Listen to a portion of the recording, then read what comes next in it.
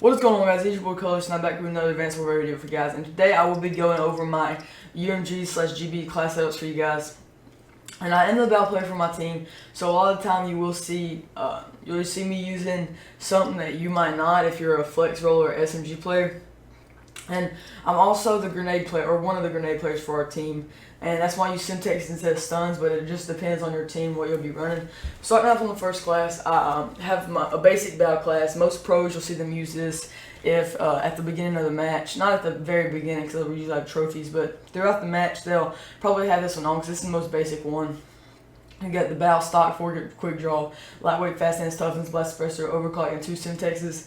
It's a really good class.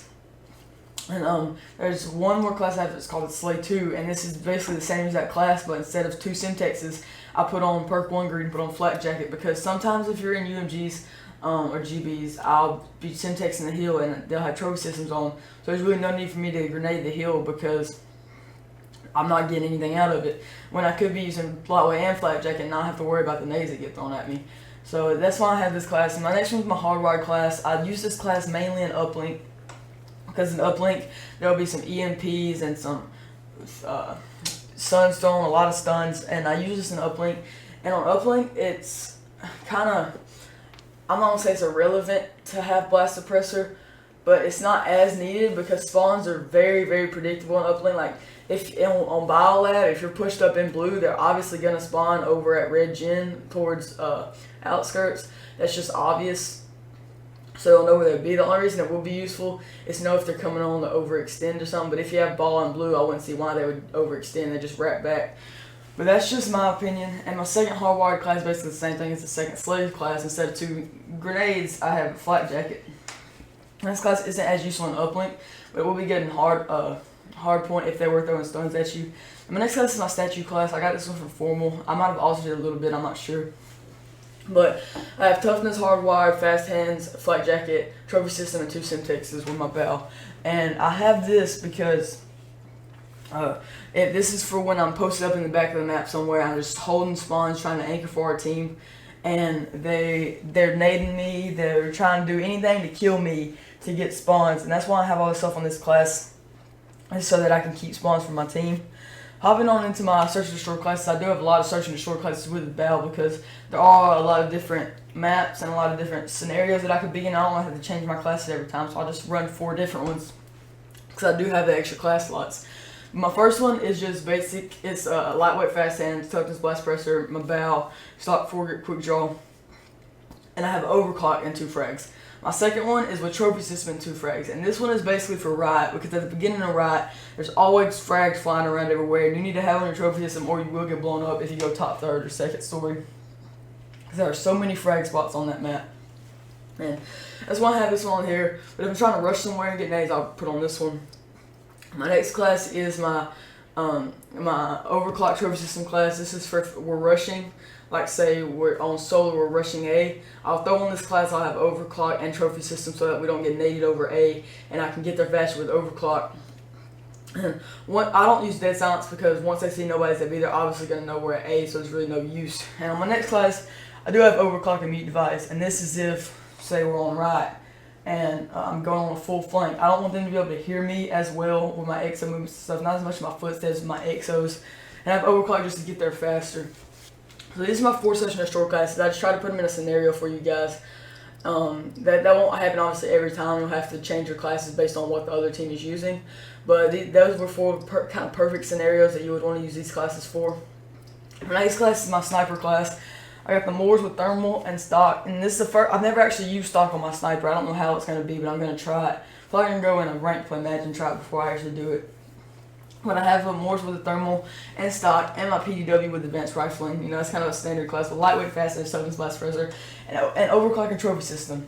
And I use trophy system because when you're sniping, a lot of time you'll be using overclock to get to your spot faster, so you can see it.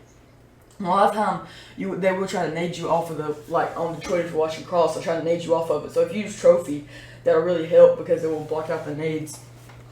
And that's why I really have that. But on my next class, I have my subclass. I only have 4 of these because I'm not really much of a sub player. The only time I use them is on Detroit or if we're rushing on Detroit or something like that. But all these classes are really situational. It just depends on how the game is going. Now the base subclass is the same thing as my bell class, but with an ASM1 instead. Quick draw, foregrip, advanced rifling, and lightweight, fast hands, toughness, blast suppressor, overclock, and 2 Semtex is just a basic class. I'll use this a lot on Detroit when the other team's running 4 subs and we need to apply pressure to the hill, or we just need to be in the hill.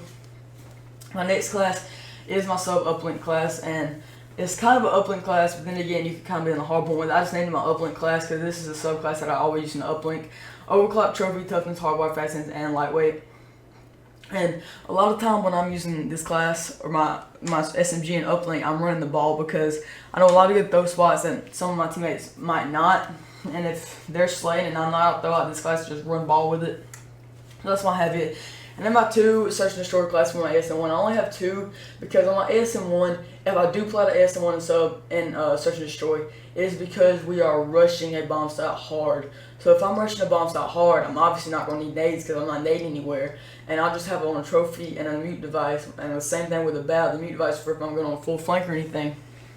And the trophy one is so I don't get naded if we're going on a rush to A on solo or something like that. But my next class title DB is for douchebag, and this is if the other team is using the douchebag class in search. They're using overkill, so I have an overkill class just in case somebody uses it.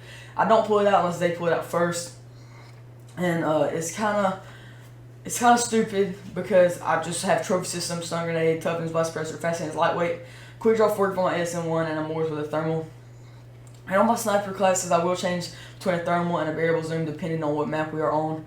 Like on right, I'll switch it to a variable zoom, but on biolab, I'll keep it at thermal. And it really just depends on my preference for that map.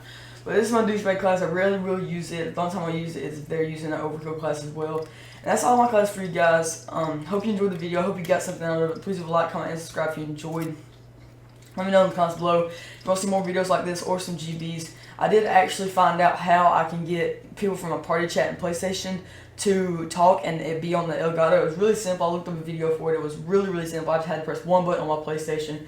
And if that's something you might want to see because you're having trouble with it too, just let me know in the comments below. I know it'll help you a lot. It does make their voice kind of louder, but that's kind of a good thing. It makes it louder. It makes it seem like they're a little distant, but it's still so easy to handle, especially when you can actually hear them on the game capture device. So that is really good, so I might actually be able to post some GBs if that's something I'd like to see. But these are all my classes. Please leave a like, comment, and subscribe if you enjoyed. Let me know in the comments below if you want to see more tips and tricks videos for you guys. And other than that, guys, I'm Colxrless, and I'm out.